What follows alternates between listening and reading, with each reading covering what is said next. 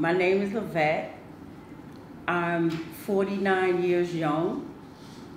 I've been at Bedford since 2013, and I'm glad to be here. It's nice to finally be in person. Yes. So tell me who you are.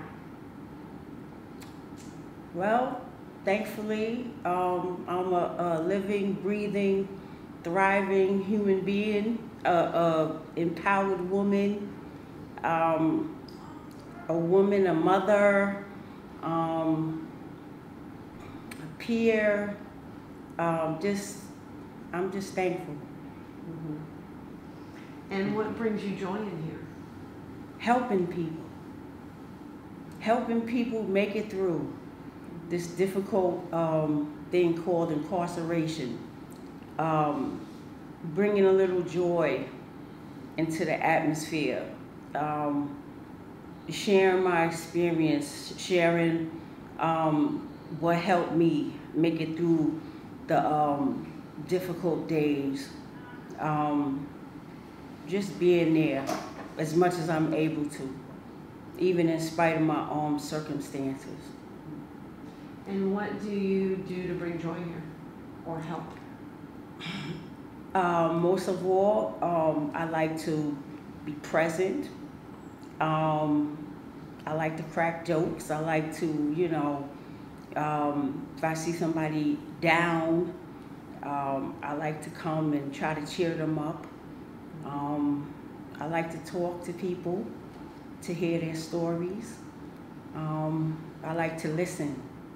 Sometimes people just need somebody to listen to. Mm-hmm. It gets very lonely, being incarcerated. And just to know that you have someone that could just be there for you in these trying times. So that's a gift. Listening is a big gift. Thank Mm-hmm. you for that. Would you be able to describe to us the person that came to prison before and Lovette now?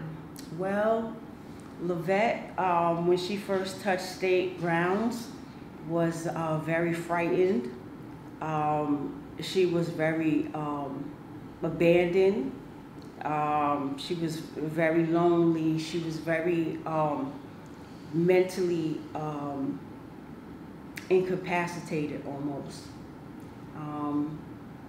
She was not doing well at all.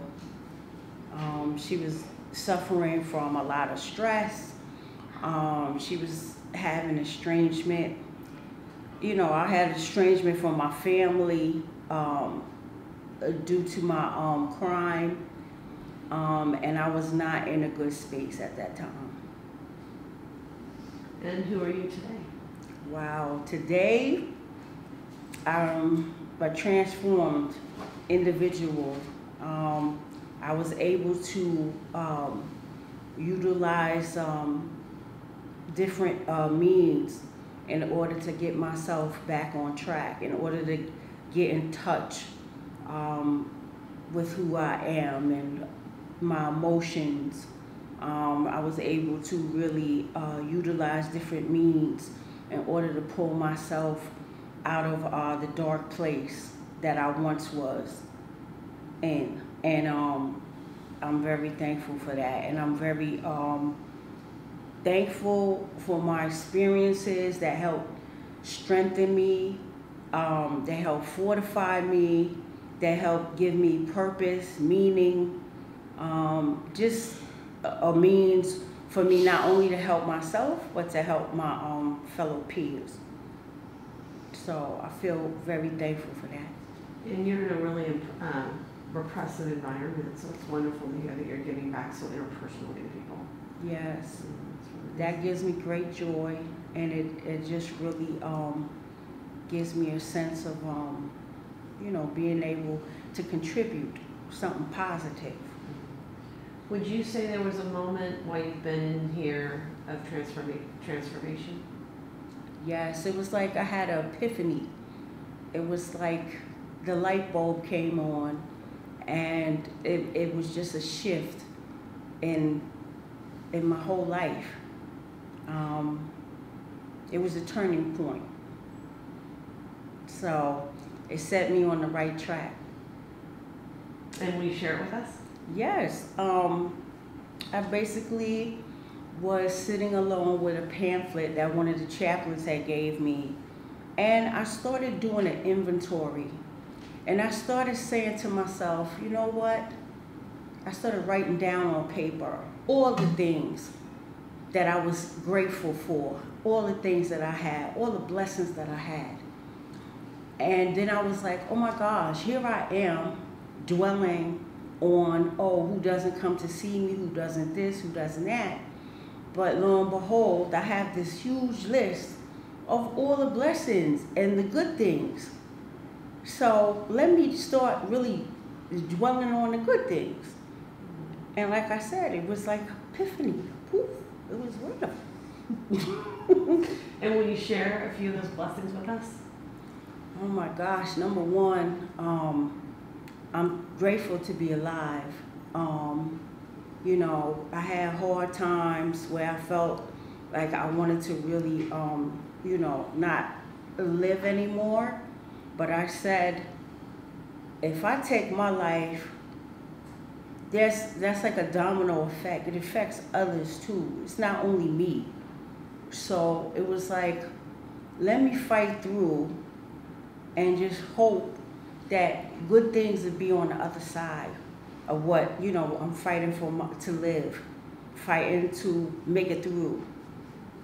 So I'm very thankful for all the blessings, especially in this environment. You know, I got a roof over my head.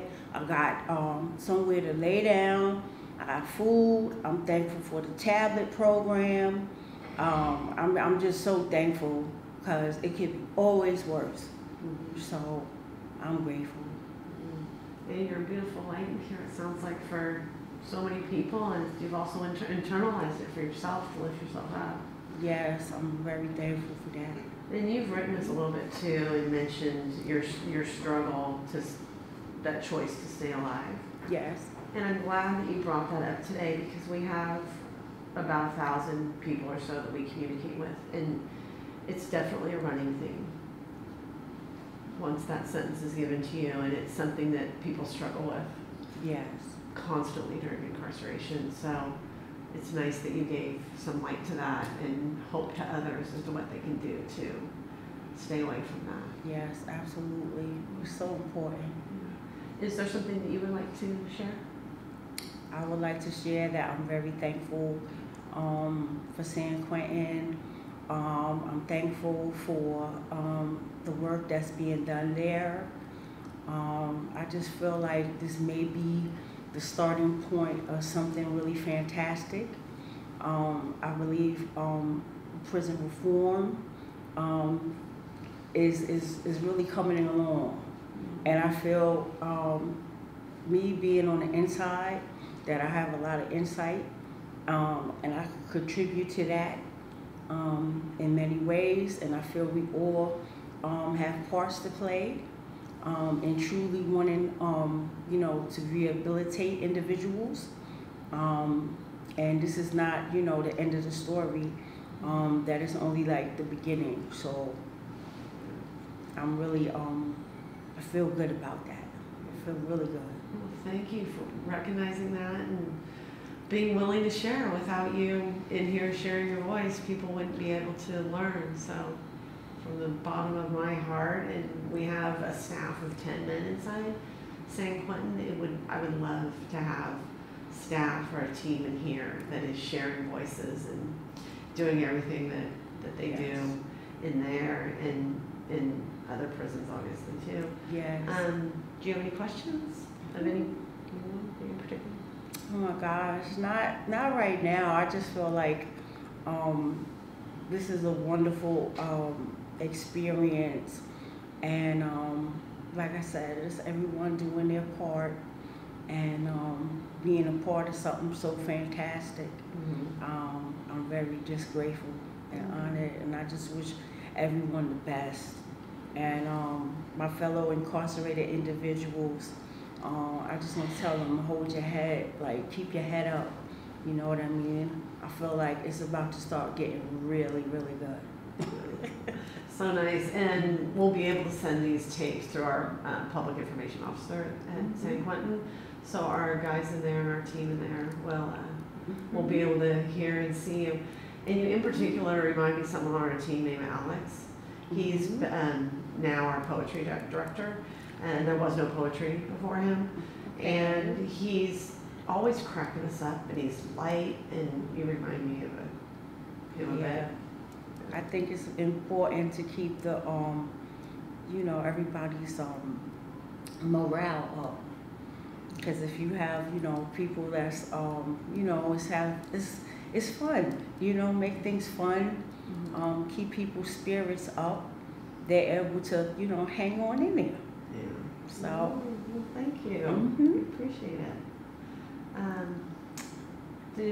Are you okay if Stephanie, do you have any questions you want to ask her? No, I'm grateful to hear your story. I admire the whole journey that you've had, and I think that the gratitude and the looking into yourself and just recognizing the things that you have is so really amazing, and I'm so glad that a lot came out of that. But we all need people who are up around us when we're down, so that's also really good. So looking ahead, how would you like to use the gifts that you have? How do you think you could use those? I would like to be able to share my gifts and talents with the most individuals possible. I just would like it to have like a butterfly effect. And, you know, I think, you know, goodness and positivity and resilience,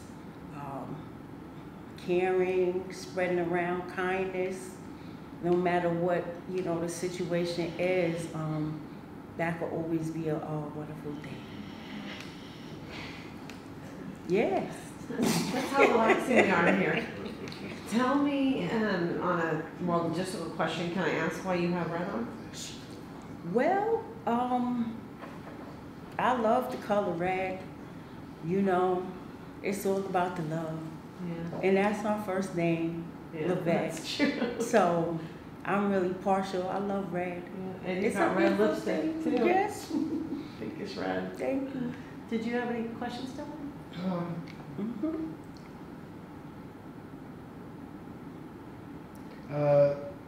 Do you want to talk about a little bit about your writing process or anything? Okay. He read your poems this morning, by the way, on the way in. I'm so thankful. Well, my writing process, usually I get inspired by a lot of different things. It could be something someone says. It could be a concept that I really want to delve into. You know, like currently I also have like, I call them Ross's realisms. And they're basically like wise sayings. And I just kind of like, you know, let my experience here influence what I'm going to write a lot of times. So it's very enjoyable for me, and I just get a lot of joy out of the creation process. And if they're well received, and if people tell me that they really help them in their life, or, you know, they're going through, or they pass them on, which is so important to pass things on that help us, right? So it catches on.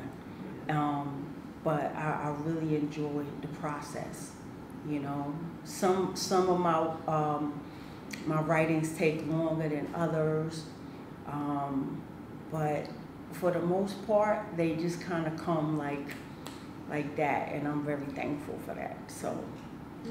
Wonderful. Well, thank you so much. Thank you. Yeah, that's great. That's a wrap. That's a wrap. Okie dokie. Yeah. Thank you.